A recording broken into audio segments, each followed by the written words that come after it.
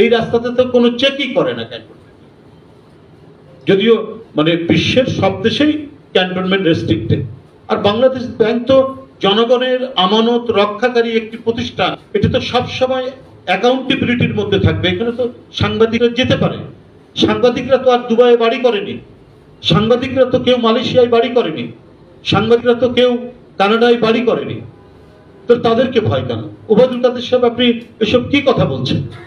আপনাদের যে মাফিয়ারা এই দেশের মানুষের জনগণের পকেট কেটে যে টাকাগুলো নিয়ে আজকে অর্থবিত্তের মালিককে পৃথিবীর সব জায়গায় তারা বিত্ত বিলাসে মগ্ন রয়েছে, তাদের কথা যেন জনগণ জানতে না পারে, দেশবাসী অথবা আন্তর্জাতিক সম্প্রদায় জানতে না পারে, এই কারণে সাংবাদিকদেরকে বাংলাদেশ ব্যাংকে ঢুকতে দেওয়া হচ্ছে না বা হবে না বলে বিধিনিষেধ জারি করা হচ্ছে।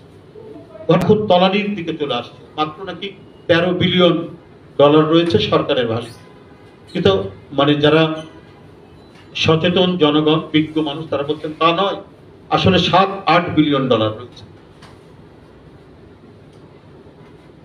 এর মধ্যে বিদ্যুৎ খাতের পাওনা পরিশোধ করতে 4 বিলিয়ন ডলার চলে যাবে, তাহলে তো তলানিতে। মানে এক ক্ষুধায় জরাজীর্ণ ক্লিষ্ট নারীর মুখে লিপস্টিক দিলে যে অবস্থা হয়, শেখ হাসিনার উন্নয়ন হচ্ছে সেই ধরনের। ওই ধরনের নারীকে সাজগোজ করালে যে দৃশ্য লাগে, বাংলাদেশের অর্থনৈতিক দৃশ্য, সেই রুগ্ন ক্লিষ্ট নারীকে প্রসাধন চর্চিত করলে যেমন লাগবে বাংলাদেশের অর্থনীতি, তেমনি রুগ্ন ক্লিষ্ট প্রসাধন চর্চিত একটি অর্থনীতি।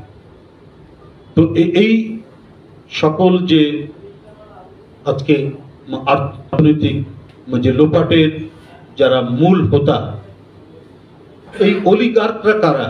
এই অলিগার্করা তো সবই এমপি, মন্ত্রী এবং আওয়ামী লীগের যারা ডার্ক সাইটের নেতা, তাদেরই তো আত্মীয় স্বজন।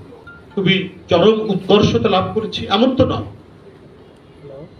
উৎকর্ষতা কোথায়? এখন আমরা যে ইনভেস্ট করবে বা যারা ইনভেস্ট করবে, বিদেশিরা দেশিরা, সেই ইনভেস্ট করার জন্য যে প্রয়োজনীয় যন্ত্রপাতি নিয়ে আসতে হয়, তো সেটা কেনার জন্য তো ডলার নেই।